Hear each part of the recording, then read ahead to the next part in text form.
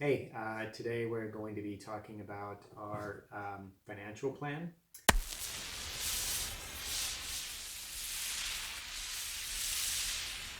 It's something that we're both involved with, but I pay a little bit more attention to it day to day. I do like in our regular life. Like I pay mainly our monthly bills, so I take care of like that monthly financial flow planning.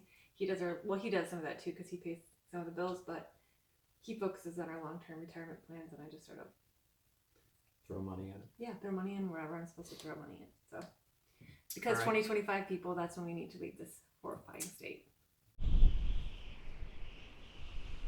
That's our primary goal, or our next major goal is being able to move away in 2025. Our daughters will be 22 and 23 years old.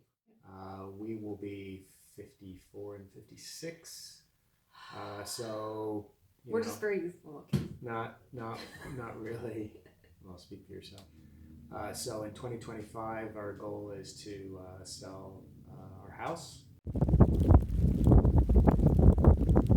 and to buy our boat.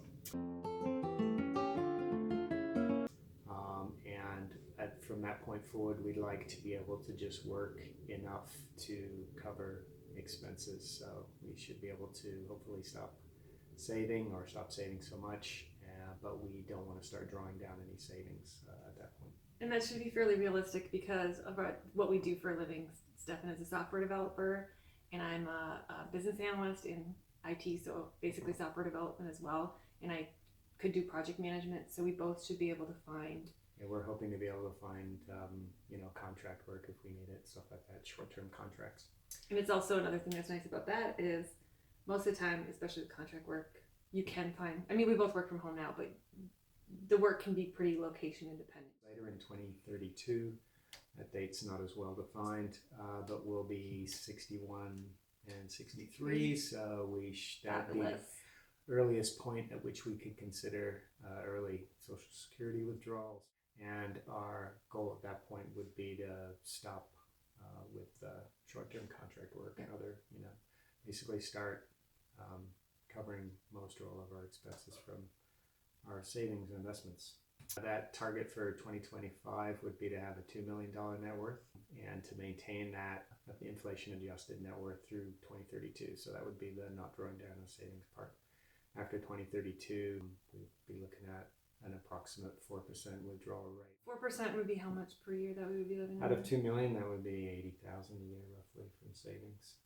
So if one of us or both of us chose to take early Social Security withdrawals as well, that would add to that. Some of that, of course, is dependent on inflation between now and then. So all of this is subject to change, but potentially. But these are the numbers we're working with. Depending on post-apocalyptic zombie event and other things. That's certainly, could. Well, I mean, that's obviously it's all, who knows. Alien invasion. Or something less dramatic, like a financial collapse. We've both been through one of those. I'm going for alien invasion. Sounds more fun. Sure. Whatever works. So just to give some context on where we're at the moment and how we got to where we're at, I'd say it was upper middle income, had a good savings rate in the past and kept expenses fairly low. Had a pretty good net worth before my divorce. The divorce is, financially destructive pretty much to most people. I was pretty much middle income. I made a good income, but in the past couple of years, I got a new job and my income jumped up. So now I'm doing a lot better than I was. I did get a lot of debt from the divorce. My ex and I had a little bit different situation. We did everything on our own, so it's not like attorney's fees. It's just that I basically gave him everything and I took on all the expenses of the kids. So despite the fact that we had 50-50 custody, I basically financially was a single mother of 2 children. And I've been divorced for over 10 years. It's been 11 years. Yeah, for me it's only been 4 years. Yeah, so I'm finally seeing the end of the financial impact of the divorce. I'm looking at being out of debt, and this is independent of Stefan. Sometimes as a woman, I feel like people look at it like I just married someone with money, but I actually would have been able to get out of debt on my own within the next couple of years, and I had bought a house, so I feel like. Well, actually, when you look at the net worth graph that we're going to get to in a minute, I really didn't have any money when you met me.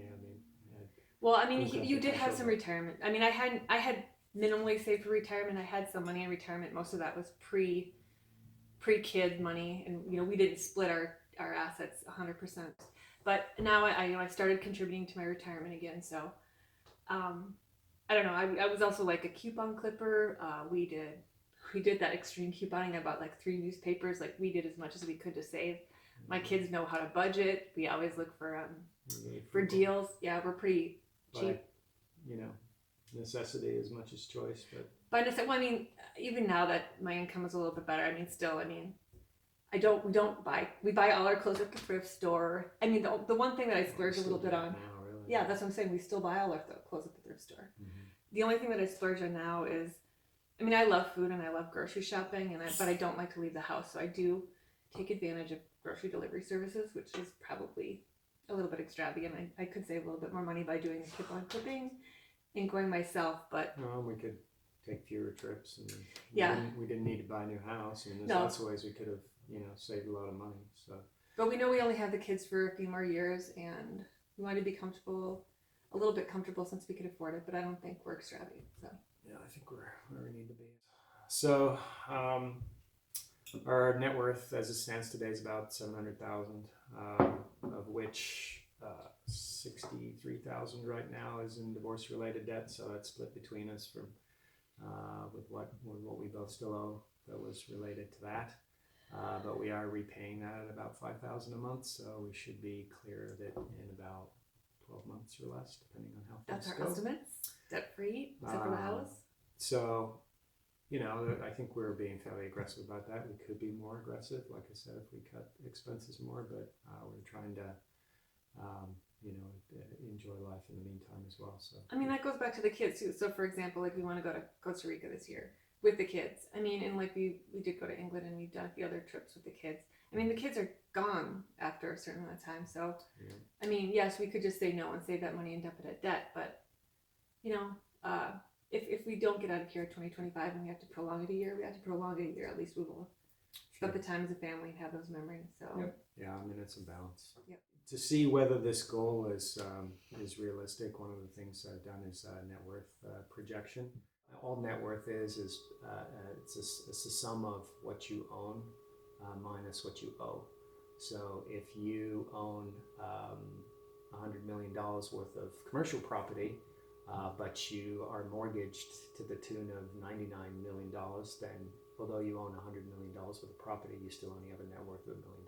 It sounds like a lot, but if you have $99 million of a commercial mortgage, you're probably at really high risk. Pretty high leverage. So, it's a similar calculation to loan to value on a house. You might have a house that's worth $400,000, but you owe $300,000 on it. That means you own the house, you own a $400,000 house, but the loan is whatever that is, three-fourths, so 75%. In our net worth calculation, do you have the mortgage in there? Yes. Okay. So I count the house as an asset. I think I have that valued actually at about $400,000. Then I count the mortgage as a liability, and that is right around $300,000. So we actually do have a loan to value about 75% on the house. So anything that we own, our cars aren't. I think I have the cars in there, but I think together they're worth. I have them valued at about $3,000 for both of them combined. Okay. But things like retirement accounts, the value of that. Other savings accounts, just the cash that's in your bank account, and all that stuff is considered an asset or assets. And then liabilities would be, things like our mortgage debt and our divorce-related debt. If that number is negative, that means you owe more than what you own. That's not an uncommon situation, especially post housing crisis. A lot of people had houses that they owed more on than they were worth. It's not hard to put yourself in a negative net worth situation. Doesn't mean you can't get out of it. If you're making enough money that you're able to save something every month, then if each month you manage to save a little more than you spent, and if you're fortunate that your investments go up a little bit and you've paid down some debt, then your net worth is going to go up every month. Some months that's not going to be the case. That's why it's important to keep your expenses low and your income as high. And you can do it. Trust me. I've been there.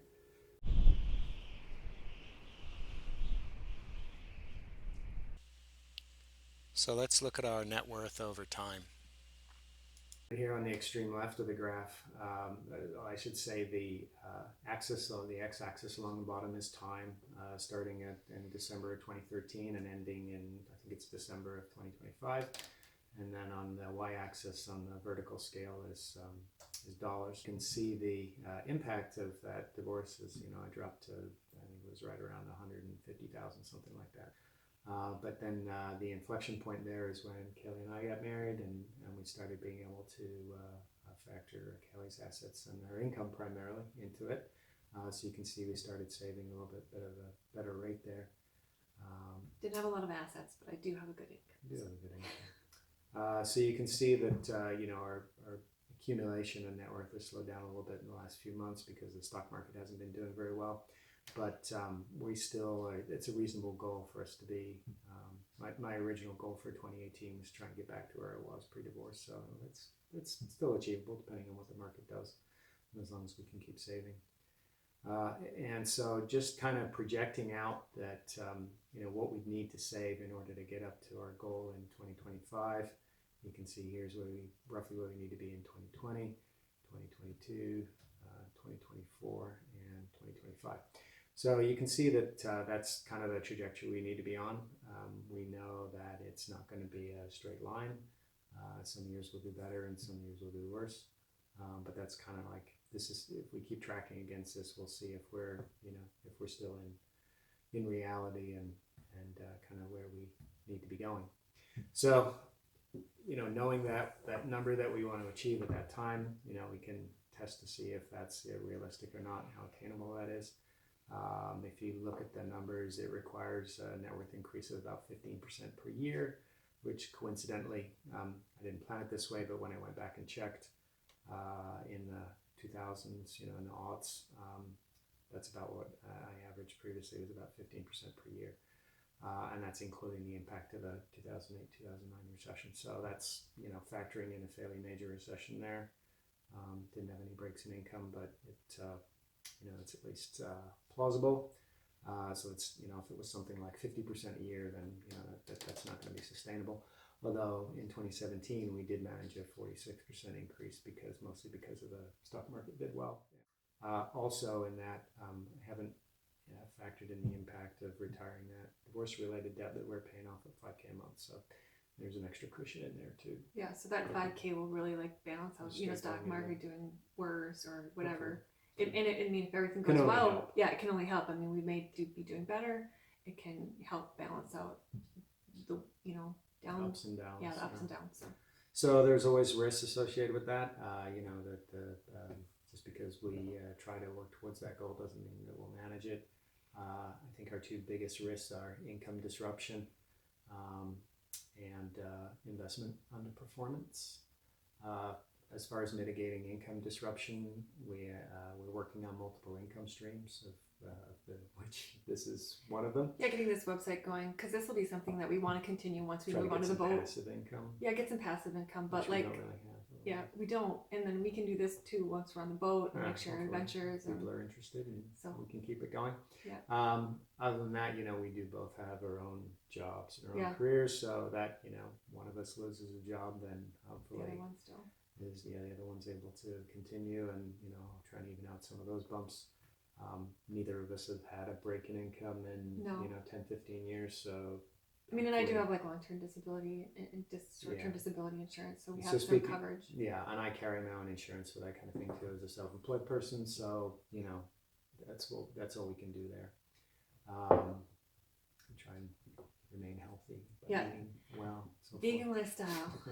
I know. Anything can happen, or accidents. And right, things but like that. There's only so much you can do. Yep. And then as far as investment underperformance goes, we obviously have no control over what our investments do. The best thing we can do is try and pick, do appropriate asset allocation, well diversified, periodic rebalancing. I check our asset allocation at least a couple times a week normally. So if there's major market disruption, then this is why he's in charge of this stuff.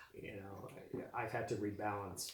I think I rebalanced once last year because nothing got out of whack more than 0.5% in each category. So, So that's all we can do there. I mean, if the stock market averages what it has historically, then we'll be fine. If it averages 4% for the next 7 years, it's going to be tough for us to meet our goal. But that just means we got to save more if that's the case. So in terms of day-to-day tactics, in my mind, the most important thing is kind of what I call monthly vigilance. So keeping track of what our performance is from month to month. That way we can tell really early if if our expenses are starting to get out of hand, or if we looking like we got an income problem. You can't manage what you don't measure, so I like to keep close track of that, and I sort of enjoy doing it too. Knowledge is power. We do try to maximize our pre-tax savings, so 401ks, retirement plans that come out pre-tax, health savings account. Try to we're not in a position where we can maximize those at the moment, but we get as close as we can on that. We do max out the HSA, but not the 401ks. Not the 401ks, not this year. Hopefully next year. Once we're out of our non-mortgage debt, hopefully we'll start saving aggressively for our boat purchase. If we spread that over 4 or 5 years, that should be, we should be able to, and I don't really have a budget yet for what the boat is going to cost, but 4 or 5 years of saving ought to be able to do it, I think, in terms of the initial purchase. But we do also, I wouldn't call us super savers. We're not aggressively. We're not. I don't think we don't save as hard as we could, and we don't minimize expenses as hard as we could, because we want to maintain a balance. And part of that, I think, is, I don't know, I think you'd be more willing to sacrifice than I would. But you know what, again, I've been divorced for 11 years, and for a lot of that, it wasn't like, I was cutting back. We did a lot more budgeting, and it was, and I just been like, you know what, screw it. We can afford to get my nails done, and we don't really go out to eat. I mean, our biggest splurges are trips and vacations. Probably our biggest expense. Yeah, when we go on vacations. And our houses. Our house, but we could live in a more. But since we don't go out, this is where we do everything. And since we work from home, we do spend a lot of time here. So it's not. I don't feel like it's wasted. We do realize there are places we could cut back though. So if things do get tight, I mean, I easily could go back into that mode, and I think we'd both be fine. As you can tell, we're both fashion icons, so shopping is a huge issue for us. Yeah, we don't really buy clothes. We don't buy cars. I mean, we don't. You're gonna talk down about our expenses next. I mean, cheap cars. Yeah. I think we're gonna put in a picture of our cars here. Yeah. Picture. Here's our lovely cars. Yeah, we don't. Neither of us are. I'm probably more of a car person than you are, but especially since we don't commute really, it's not like we don't really care what we drive. And we have 2 kids, or one 19-year-old that was driving at home regularly. Now we have 2 15-year-olds that are going to be coming up. There's no point in having no. And I mean, we could afford cars. We could buy new cars. I mean, we could probably. But then our savings goals would be even less likely to be. Yeah, it'd be harder, and it's just not important to us. If it was important to us, maybe if we weren't looking at a boat, if we were people that are really interested in our cars, I'm sure we'd have nice cars. But it's not a thing for us. I think that's just part of the whole work-life balance. What are your priorities, and where are you willing to spend your money? Yeah. For us, we'd rather drive shitty cars and put our money towards experience type things like vacations and our home, where we spend most of our time. So. Yeah. And then the other big thing that we're looking at, obviously, in the next few years, we have Alex is in college already, and then the girls are going to be going to some kind of college. We are going to try. We've got some 529 money. We've in college savings accounts, but we're encouraging them to pursue scholarships and grants and working while they're. And there are loans like Alex has some loans, and Alex is working. He works several hours a week now. He's got a decent job, and he's going to be working in the summer. Yeah. So hopefully, we're trying to avoid their college impacting us, much more than it already has. We're paying for some of Alex's stuff, and we're paying for some of it. We will pay for some of the girls' stuff too. So. But honestly, you know what? We're pretty confident that they can. They can handle it. It's an unknown, but we both did. It's not a. We don't see it as a big impediment to what we're trying to achieve. No. So that's it. We should do. At some point we'll do a follow up to this. Yeah, we'll let you know how if our goals are on track or what. this is spring 2018. You know, a lot can change in a relatively short period of time. So, you know, maybe 6 months or a year from now, we'll check in and see how it's going. And these are our goals. Part of why we do this whole show is to like encourage other people and to hopefully spread the word that you can do whatever you want to do too. And I think the big thing is planning is key. I don't know that you necessarily need to check a spreadsheet 2 times a week, but like he said, if you don't know where things are, if you're not tracking it, you're not going to know what's happening. So realistically, just set a goal and like work towards it. Yeah, you don't getting something definite and a proper, a date, set in the future and a number is something that we've done fairly recently. And actually, I think it was, it's been encouraging, right? Because you didn't think that was just like before we bought this house. You didn't think that we'd be able to, be able to buy a big house essentially. Yeah. But when you run the numbers and you find out, well, it's at least possible, then you've got something that you can work towards, and you've got something that's more motivating than just something. I mean, and obviously this isn't set in stone. We don't like this is the date might change. The goal, we might have more, we might have less. We're gonna have to adjust along the way, but at least we have something to work towards and make adjustments as we go, as we evaluate. And we'll know, for instance, a year from now whether we're sort of still on track or not. Right. Yep. I mean, if we're nowhere near, then we'll have to readjust. We'll have to adjust, and it's just like at work. If your project starts to get behind, you want to know about it sooner rather than later. Yep, definitely. And I could win the lottery tomorrow. I mean, I didn't buy tickets, but it's still possible. It's only marginally less likely that you win since you didn't buy tickets. Oh, actually, I might have won right now. I gotta go look. I guess we'll see. You'll never see this video if we did. No, you will, because I'll still do it. I'm not just gonna okay, so when he says we're not gonna work, like we're still gonna do stuff. We're still gonna be doing the videos. We're still gonna be doing stuff. Like I don't know if it'll be money, but like your mom works all the time, but she's not. It's a volunteer job. Yeah, true. What do you say, babe? All right. Well, we hope you like this video. If you did, please subscribe and give us a thumbs up. Leave a comment. Let us know if there's anything else you want to hear from us, and we will see you again soon. Bye.